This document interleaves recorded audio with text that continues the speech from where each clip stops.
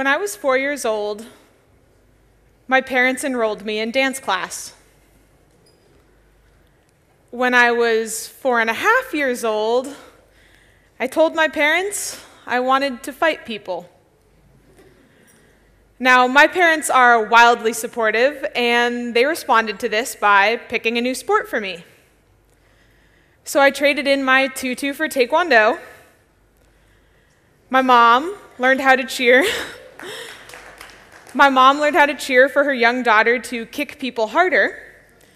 And here I am, 18 years later, a 4th degree master level black belt in a sport I love.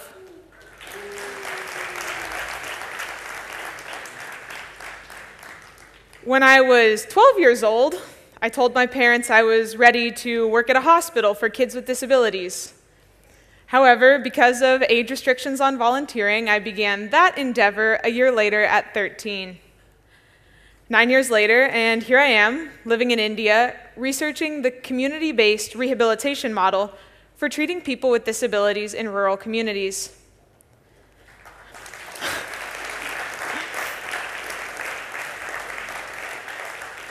These two events, one beginning a career in Taekwondo and the other in disability work, have been the most important of my life. Earlier this year, a close friend asked me how I navigate these two seemingly very different worlds, one supposedly valuing strength and physical perfection, and the other supposedly not. Now, I had never considered my experiences in Taekwondo as being in any conflict with my work in disability, but I also had never considered them as being complementary either.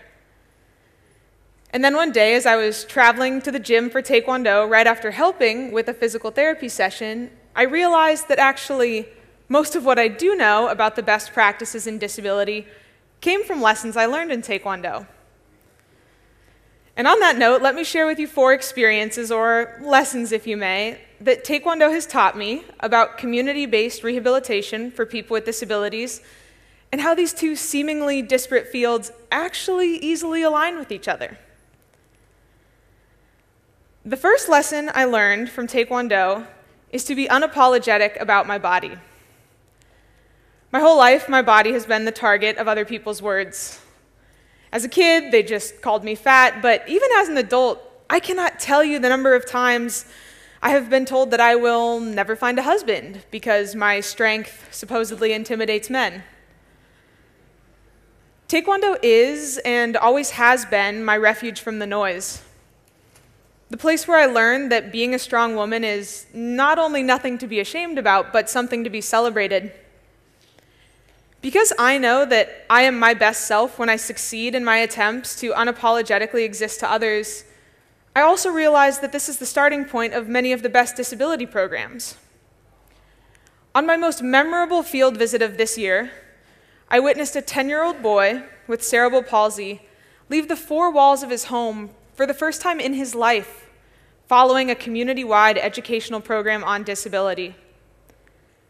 Now, achieving this task didn't take a fancy wheelchair or years of physical therapy intervention, but rather just the invitation from his community for him to fully exist in his body. I would not have the ability to recognize and support this issue for people with disabilities if Taekwondo did not first show me the importance of recognizing this need for myself. The next major lesson I learned from Taekwondo is the importance of balance. Now, from afar, you might think that the most important balancing act we do in Taekwondo is the spinning jump crescent kick, but actually, the most difficult and rewarding balancing act we perform is between physical and mental training. As a young kid, I never quite understood why so many Taekwondo classes involved so little Taekwondo. In one notorious class of my childhood, my Taekwondo instructor had us stand in chumbi, the Korean term for our ready stance, and then he left for an hour. He returned to comment on the importance of focus and dedication in sport and in life, and then he closed class for the day. That was it. That was class. Now, it was only 2 years ago when I was testing for my 4th degree black belt that this mental training moment, and so many others just like it, came back to me. I was about to break I was about to attempt to break 2 slabs of concrete when that same instructor called me over, probably sensing my growing nervousness over this crazy task. "This," he said, pointing at my fist, "only channels all the strength in this," he said, tapping my head. Similarly, in my work with disability, I have learned to champion the importance of balance between mentally themed and physically themed initiatives. Disability cannot be viewed through a single lens. Community-based rehabilitation is so successful because it focuses not only on the medical component of health, but also on educational, empowerment, livelihood, and social components of health as well. The best attended rural disability event I have ever been to actually had very little to do with physical rehabilitation. Instead, it was an adaptive sporting event in which community members with physical and mental impairments were able to compete in modified cricket and football matches for prizes. While the physical needs of people with disabilities are rightly emphasized, balancing these needs with the mental, emotional, and social needs is vital. The next major lesson I learned from Taekwondo is the importance of having a growth mindset. When I was young, I very genuinely thought that the worst word, the worst 4-letter word that existed in the world was the word can't. My instructor had a sign above our training area indicating that can't was a banned word and that the punishment for using it was an obscene number of push-ups. What this rule did was give me the freedom to constantly define and redefine what I was capable of doing. Had someone outlined to me all the inabilities of my awkward growing 12-year-old body, I doubt I would have seen the reason to keep pursuing my goal of getting a black belt. Similarly, in my work with disability, the best practice appears to be letting the individual with a disability take ownership over their abilities. I've worked with numerous families of children with autism who were told incorrectly by physicians that their child would never talk, never show love, never show affection.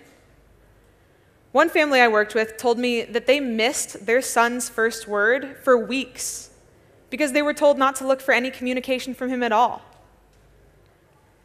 Expectations of stagnation result in stagnation, but expectations of growth result in growth. In Taekwondo and disability services alike, having an open mindset about future possibilities rather than a strict and fixed notion of inabilities is the best practice. Now, perhaps the most difficult lesson I learned from Taekwondo is that the process is never to be overlooked. There is nothing glamorous about the day in and day out training of Taekwondo. I vividly remember training for nationals as a 9-year-old, waking up for early morning team runs, and being so terribly slow that my mom felt the need to drive her car parallel to me on the road to make sure that I didn't get lost, probably just to make sure that I didn't collapse of exhaustion, if we're being honest. It is so easy to look back on my career and ignore the moments like this, the embarrassing ones, the difficult ones.